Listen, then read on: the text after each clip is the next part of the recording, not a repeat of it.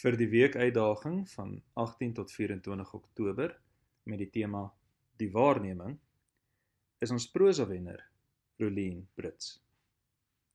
In die verte rammel die donder weer dreigend. Swaar gelaaide wolke hang laag tussen hemel en aarde, dreigend om hul vrag met mening los te laat. Sy staan by die venster in die plaaskombuis en betrag die omgewing. In Reddersburg se rigting flits blitse.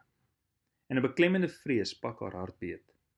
Sy kon dit nog nooit verklaar nie, maar wanneer die weer so swaar is, slaan die hoendervel oor haar hele liggaam uit en 'n onheilsgevoel pak haar beet. Terselfdertyd kry sy die onvermydelike veg of vluggevoel en sy draai haastig om die vensters in die huis toe te maak. Later, toe die storm bo oor die huis woed en die reuse druppels oorverdowend op die sintak neerkletter, staan sy steeds voor die venster.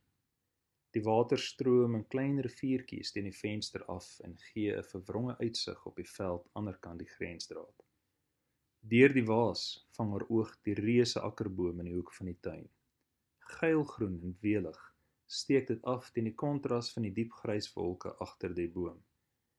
Die helderheid van lewe teen die dreigende skadu van moontlike vernietiging.